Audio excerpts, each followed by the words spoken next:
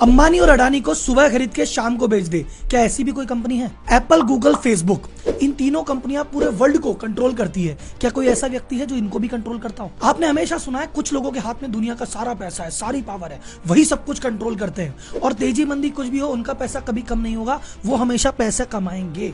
आखिर कौन है वो कुछ लोग? आज बात करेंगे ऐसे ही एक व्यक्ति और ऐसी कंपनी की। व्यक्ति का नाम है लैरी फिंक, कंपनी का नाम है ब्लैक रॉक। ये व्यक्ति संभालता है 9.3 ट्रिलियन डॉलर। आप पूछोगे राहुल जी ये कितना होता है? सर इंडिया की जीडीपी है 3.2, यानी 140 करोड़ भारतीय 365 दिन 24 घंटे काम करके जितना पैसा कमाते टोटल जीडीपी उसका 3 गुना अकेला व्यक्ति संभालता है। 9.3 ट्रिलियन का 1% 93 बिलियन होता है और इतनी तो भैया अंबानी जी की नेटवर्थ नहीं है अभी। पर एक ही आदमी के पास इतना पैसा आया कैसे? ये लैरी फिंक कौन? ये ब्लैक रॉक कौन है? इतना पैसा लाया कहां से? ये पैसा लगा था कहां पे? लैरी फिंक पे और धीरूभाई अंबानी में कॉमन क्या है? ये धीरूभाई अंबानी, रतन टाटा, ये लैरी फिंक, ये कुछ लोग इस प्रकार से कैसे अपने बिजनेस का साम्राज्य रचते हैं कि कुछ भी हो इनके बिजनेस कभी डाउन ही नहीं होंगे, सदियों तक टिके रहेंगे। ऐसा क्या राज है? आज इस वीडियो में जान लोगे आप।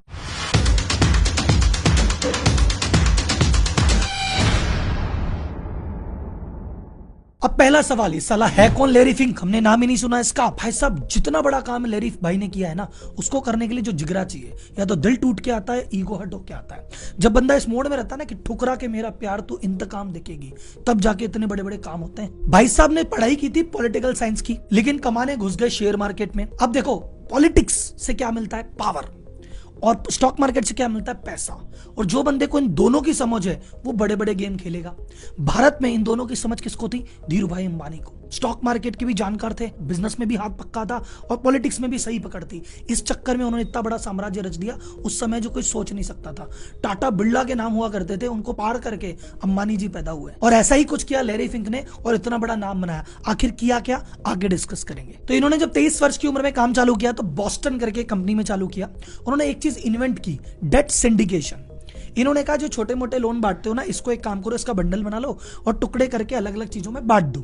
अब ये जो चीज थी डेट सिक्योरिटाइजेशन, यही वो चीज थी जिसके कारण सन 2008 में इतना बड़ा क्राइसिस आया था।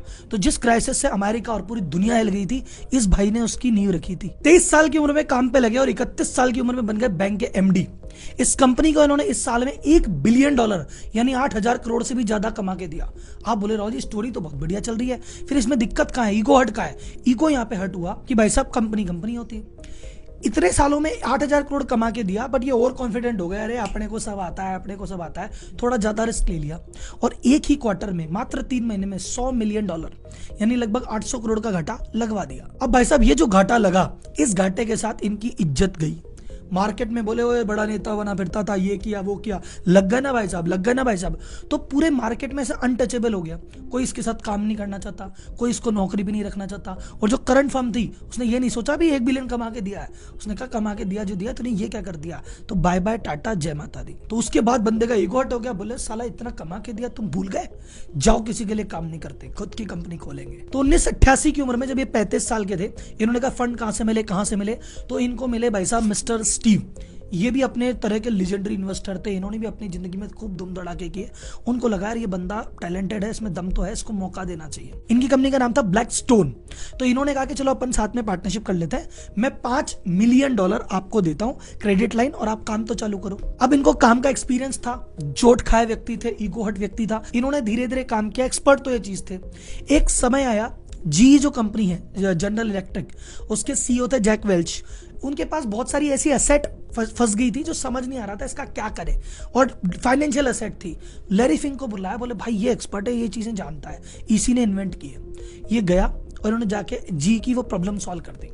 तो वहां से थोड़ा पैसा मिला और जी ने कहा यार हमारे ये वाले मैटर तुम देखा करो। और जब जी ने भरोसा किया, जो कि नंबर 1 कंपनी थी, तो भाई साहब धीरे धीरे सबने भरोसा किया। तो मात्र 5 साल के अंदर इनका जो असेट अंडर मैनेजमेंट है वो हो गया 20 बिलियन और धीरे धीरे कंपनी आगे बढ़ने लगी। अब जो स्टीव भाई साहब थे वो अपने जमाने के खिलाड़ी आदमी थे, वो कहते हैं मेरे हिसाब से चलो। लैरी भाई अपने जमाने का आदमी था, कहता मैं ऐसे चलूं। जब तो 2 कद्दावर आदमी होते ना तो ईगो बढ़ता है। तो इन्होंने कहा यार भैया एक काम करो, अपनी नहीं बैटरी अलग हो जाते हैं। तो ये ब्लैक स्टोन ग्रुप से लैरी भाई अलग हो गए और ये शायद स्टीव भाई की जिंदगी की सबसे बड़ी गलती थी। और इन्होंने ब्लैक स्टोन से अलग होकर नई कंपनी बनाई, नाम रखा ब्लैक रॉक। भाई पत्थर तो है ही, काला ही है, तेरा स्टोन मेरा रॉक। अब सबसे बड़ा सवाल कि राहुल जी समझ तो आ गई कि ब्लैक रॉक क्या है, ये करती क्या है? और इतना पैसा आया कहां से? पहले तो ये बताओ, 9 ट्रिलियन आया तो आया कैसे? अब मैं बताता हूं आया कैसे। सर जी, पेंशन फंड होते हैं, जैसे भारत सरकार में ऐसा मान लो आपकी पेंशन कट रही है, आपकी 30 साल तक पेंशन कटेगी, मिलेगी तो आपको 31वें साल जाके जब आप रिटायर होगे। तो ये जो पेंशन कट रही है और सरकार के पास पैसा इकट्ठा हो रहा है, ये पैसे का सरकार क्या करेगी? ये पेंशन फंड का क्या करेगी? ये कहते भैया इसको कहीं ठिकाने लगाओ, इसको कहीं इन्वेस्ट करो, पेंशन देनी है। तो ये पैसा किसके पास है? ब्लैक रॉक कहता दो मैं संभालू। और ये जैसे भारत का संभाला, ऐसे न जाने कितनी कंट्रीज हैं और कितनों के फंड है। इन जैसे मान लो फॉर एग्जांपल डिफेंस वालों का एक अलग फंड है, रेलवे वालों का अलग फंड है, शिक्षा विभाग का अलग फंड है। तो अलग अलग डिपार्टमेंट के, अलग अलग स्टेट के, सेंट्रल गवर्नमेंट के ऐसे कितने ही फंड है, ऐसे फंड संभालता है मेरा भाई। एक आता है सॉवरेन वेल्थ फंड। अब इंडिया के पास बहुत सारा पैसा है, एक्स्ट्रा पैसा है, भैया हमको भी तो इन्वेस्ट करना है, हमको भी तो रिटर्न कमानी है, खाते में पड़ के क्या मिलेगा? बोले यार ब्लैक रॉक भैया देखोगे। आरबीआई के पास बहुत सारा पैसा, आरबीआई बोले क्या करे पड़े पड़े, बोले भाई ब्लैक रॉक देखोगे क्या? तो ऐसे बड़ी बड़ी देश, बड़ी बड़ी कंपनियों के बैंक, बड़े बड़े पेंशन फंड ये लगाते हैं ब्लैक रॉक में पैसा। फॉर्च्यून 500 कंपनीज, बड़े बड़े इंडिविजुअल्स का, वॉरेन बफेट करा, मैं 90 बिलियन का आदमी हूं, ये 10-20 बिलियन इसको दे देते हैं। जिनको हम पैसा दे रहे हैं वो इसको पैसा दे रहे हैं। अब 9 ट्रिलियन कितना होता है कि वर्ल्ड के 300 बड़े पेंशन फंड का टोटल करो तो 6 ट्रिलियन होता है, और ये अकेला 9 ट्रिलियन है। इस फंड मैनेजमेंट करने वाली टॉप 3 फर्में हैं। एक है आपकी ब्लैक रॉक जिसकी हम बात कर रहे हैं, सेकंड आता है वैनगार्ड, तीसरा आता है स्टेट स्ट्रीट कैपिटल। ये तीनों मिलके अमेरिका के जीडीपी का 70% अकेले संभाल रहे हैं। बात करते हैं ब्लैक रॉक इतने पैसे के साथ करता क्या है। ब्लैक रॉक इतना इन्वेस्टमेंट करता है कि आप मानो कि वर्ल्ड के टोटल शेयर और टोटल बॉन्ड वैल्यू का 10% अकेला ब्लैक रॉक है। ब्लैक रॉक जितना पैसा संभालता है अमेरिकन जीडीपी का 50% भाई अकेला है। ये वर्ल्ड का लार्जेस्ट शैडो बैंक है और ये वो कंपनी है जो पूरी दुनिया को कब्जे में रखती है। आप कैसे कह सकते हो पूरे वर्ल्ड को ओन करती है? सर एप्पल इतना बड़ी कंपनी है, अपने सेक्टर की नंबर 1 कंपनी, उसमें 6.5% ब्लैक रॉक रखती है। वेरिजोन में 7.5%, फोर्ड में 7.25%, फेसबुक का 6.5%, वेल्स फार्गो बैंक का 7%, जेपी मॉर्गन का 6.5%, डॉइचे बैंक का 4.8%। कुल मिला के लगभग हर बड़े सेक्टर में, हर बड़े देश में, हर बड़ी इंडस्ट्री में इसका हिस्सा है। अब बात करते हैं पावर ऑफ ब्लैक रॉक की। ब्लैक रॉक टेक्नोलॉजी इतनी पावरफुल कैसे? 2010 में इसको अवार्ड मिला था मोस्ट इन्फ्लुएंशियल फाइनेंशियल इंस्टीट्यूशन है वर्ल्ड का।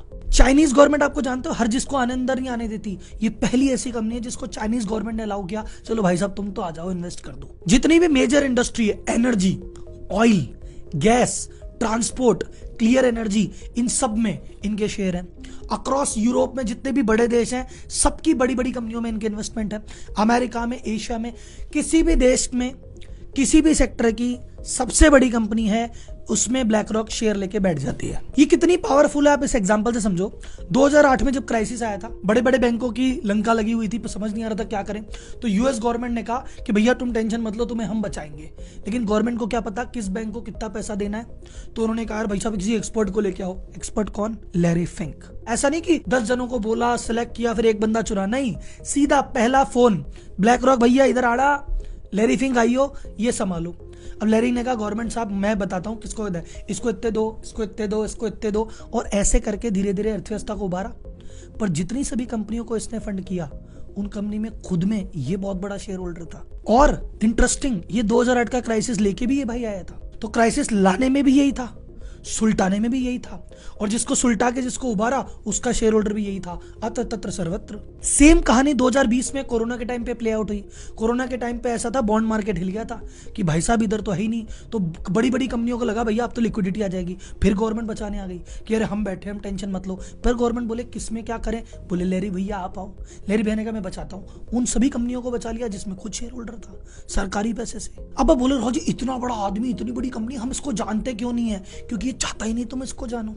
देखो एक इंटरेस्टिंग चीज बताता हूं, नए नए पैसे और पुराने पैसे में फर्क क्या है। नए पैसा वाला आदमी पैसे खर्च करता है कि दुनिया मुझे जाने, पुराना पैसे वाला आदमी पैसे खर्च करता है कि दुनिया मेरा नाम नहीं आना चाहिए। अब एक लास्ट सवाल जाते जाते, आपने कहा था राहुल जी ये अंबानी टाटा सीन समझाओ। देखो मैंने एक वीडियो बनाई हुई है मेरे चैनल पे, टाटा एम्पायर। मैंने आपको बताया कि टाटा ग्रुप ने हर इंपॉर्टेंट सेक्टर में अपनी कंपनी खड़ी कर दी। पर्पस ये है कि ये बड़ी बड़ी कंपनियां क्या करती है, हर सेक्टर में ब्रांड बना लेती है, हर सेक्टर में काम कर लेती है। तो जैसे मोटा भाई बोलते हैं कि तुम आज की रेट में कुछ भी लेने जाओ तुम किराने का सामान लेने जाओगे तो मेरी कंपनी है, तुम दवाई लेने जाओगे तो मेरी कंपनी है, तुम कपड़ा लो, जूता लो, फर्नीचर लो, तुम खिलौने लो, तुम कैंपा कोला पियो, तुमको जो करना है करो, हर जगह मेरी कंपनी है, मैं तो कमाऊंगा। सेम चीज टाटा करता है कि भाई चाय भी दूंगा, नमक भी दूंगा, प्लेन भी उड़ाऊंगा, सॉफ्टवेयर भी बेचूंगा, स्टील भी बेचूंगा, सब काम करूंगा।